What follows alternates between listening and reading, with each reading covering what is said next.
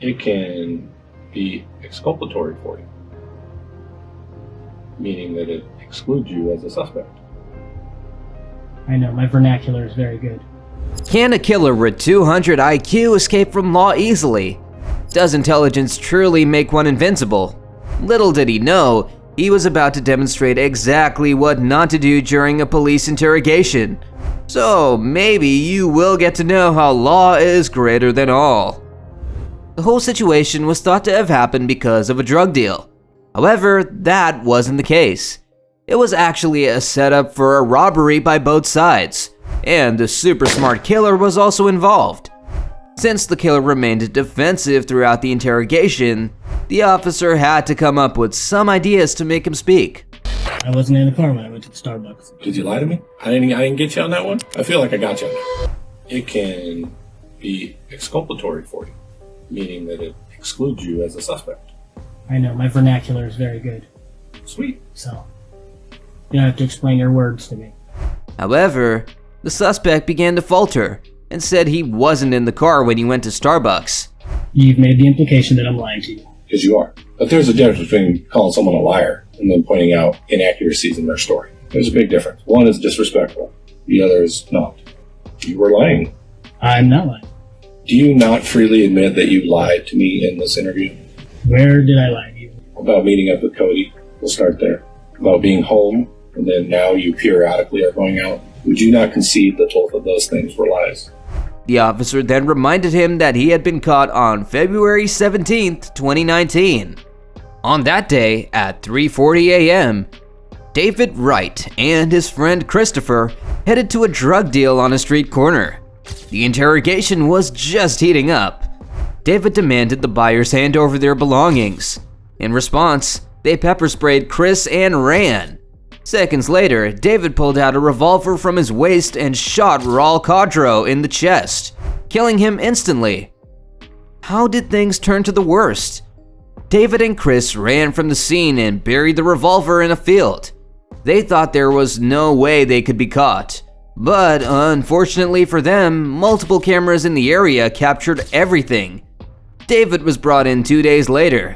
He still believed the cops would never find him guilty and that his high IQ would help him through the case. He was very wrong. David was identified by multiple people through CCTV footage, and he had no alibi. Facebook messages were found discussing the drug deal. David was there at the time of the murder. We don't necessarily get the truth from everybody, so I would like to hear from you what happens. Well, I have no clue because I'm just now hearing about this. So, The detective asks if the GPS on David's phone will confirm he was with his girlfriend the entire time and never at Jack in the Box. So when I look at the GPS on your phone, it's not going to tell me that, it's going to tell me that you were with your girlfriend the whole time, that you never were over at Jack in the Box. it should. And the only reason you might tell me that is because maybe you didn't take your phone. Or maybe somebody else had my phone. It's been known to happen. Quite often, actually. Who's your girlfriend? Her name's Katie. David responds that this happened earlier in the week and that he also let someone use his phone to go to 7-Eleven and meet someone from OfferUp. That person did 7 or 8 things before returning the phone. And then I let somebody use my phone. They were supposed to just go to 7-Eleven to go meet somebody that was selling something to on OfferUp. And they had apparently 7 or 8 things that they had to do between then and when they got back to the house. So what day was that? I don't remember. And who was that? That was a guy that goes by Memphis. It's a nickname. I think his first name's Joe. Black guy. David's current alibi and defense is that maybe someone else had his phone and was at the drug deal instead. He claims he doesn't remember exactly which day everything happened, which can't be easily proven or disproven. However, for this to be true, someone would need to dress exactly like David, have access to his Facebook account, and, according to David's description, change their skin color. This doesn't seem likely. How did the detective try to get a hold of his mind? At this point, you're literally the last person we've talked to, and the only person that has an allegiance to you is Chris. I mean, obviously people are not going to be shy about telling us who was there and who did what. And plus we have video. There's video at the Chevron. There's video at the Shell. You know that we have all your co-suspects under arrest. All I want from you is a reason. I understand what happened. I just need to know why. The only person I know you have under arrest is Chris. Okay. We have Cody under arrest, and we have Tannehill, what's his name, Ray? Right. He's in custody as well. We have his car, the car that was used, the car that was at Chevron in our impound. They are all under arrest. Chris is under arrest because we viewed messages on the phones that organized picking you up. Those same messages from you to Cody. We have them on their phone. We've already viewed them. We have the Facebook communications between Chris and Brianna setting up the deal that happened where you guys showed up at the Chevron and walked down. The detective warned that if David's girlfriend provided an alibi for him regarding the murder charge, if you care about that person, you have just set her up for failure. And if you want your girlfriend jammed up because you just set her up for it, then that's your choice. You can't threaten me with jamming her up. It's not a threat, man. I'm just telling you how it plays out. Like, I'm going to go talk to her, and she's going to be dumb enough to lie for you when I got video evidence that you weren't with her. In cases like this, staying silent and asking for a lawyer is usually the best move. However, David was trying to deny involvement despite being linked to the case through multiple sources. His denials were only making things worse. Just because I met up with somebody doesn't mean that I went with them to go do something. This statement was significant, as it showed that the detectives' tactics were working. They could now use other evidence to try and get a full confession. Okay, so when did you meet up with Cody then? David said it happened around 2 a.m., either on Saturday or Sunday, near his house. He claimed Cody asked for a handgun, but he didn't have one and didn't ask why Cody wanted it. You have this conversation, then what happens? He leaves. And how did he leave? Well, I walked back to my house and he walked back to whatever vehicle he was in. Okay. The detective questioned David's claim about not being involved, especially given the murder. The detective explained that they weren't just relying on people's words, but had video evidence and other information. And for you to sit here and just say that you don't have anything to do with it doesn't make any sense. I think that you guys had me confused with somebody else. The interview had been going on for over 40 minutes with little progress.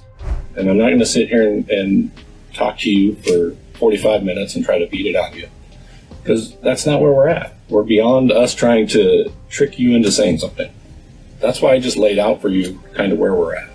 The detectives then changed their approach, warning David about how his actions could affect his friends. David insisted he wasn't the kind of person who lets others take the fall for him. The detective asked if David was okay with his friend Chris facing 20 years for something David did. David denied shooting anyone and said Chris should surround himself with better people. He said he didn't want his friend to get in trouble, but wasn't going to admit something he didn't do. The detective insisted they had evidence and wanted David to admit what he did. David responded that he didn't do it and that innocent people shouldn't suffer. He said the detective wouldn't break him and that he had no hard feelings, but was ready to move on. Do you not freely admit that you lied to me in this interview? Where did I lie? About meeting up with Cody. We'll start there. About being home, not going out at all, and then now you periodically are going out. Would you not concede that both of those things were lies? I don't go farther than a couple blocks from my house on foot to meet somebody very quickly and come back. Okay. That's not what you told me. You said you don't leave your house. I don't leave my house. I was home all weekend with my girlfriend. There were hints that he was definitely losing it.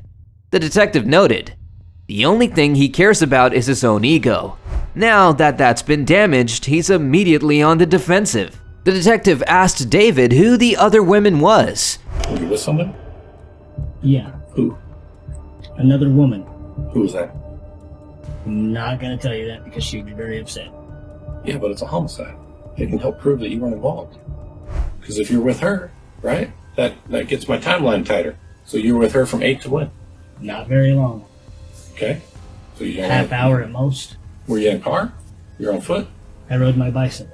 To 75th? Then how'd you get home? I got a ride from her with my bicycle in the back of her SUV. So there was a car. Did I get you there? I feel like I got you there too. No? You didn't lie to me about being in a car? I feel like you did. After an hour in the interrogation room, David began to talk more. Narcissists like David, when pushed, often reveal crucial information in an attempt to show control. The detective asked about the places David usually went. The only places that I go, usually, I go to 7-Eleven, the little Asian market if, we need tubes and tobacco for rolling cigarettes, but that's not very often. Walgreens. Yeah. When asked if David remembered the time he went, No, I don't, because I don't feel like I need to track every one of my movements and shit like that, because I don't need to have a Loctite schedule of what I'm doing and where I'm going. Generally, that is true. As long as I'm at DOC on Thursdays between 1 and 3, Yeah. and I make my appointments with Ideal Options, then it doesn't seem like a big deal to me where I go. Okay, unless you're being charged with murder, then it kind of is a big deal, right? Yeah. David argued that not keeping track of his movements made it hard to tell the detective without lying. It can be exculpatory for you, meaning that it excludes you as a suspect. I know, my vernacular is very good. Sweet. So, You are a liar. You have lied. Do you want to tell me what happened or not? couldn't tell you because I don't know. When the conversation ended, David said, "Okay, whatever you say, partners," and stayed silent. His silence didn't help him in court, and he faced the maximum possible sentence. David, a convicted felon with a history of arson, burglary, vehicle theft, and other misdemeanors since 1999, was sentenced to 40 years in prison without the possibility of parole in October 2020 at the age of 33. Let us know your thoughts on this case in the comments below.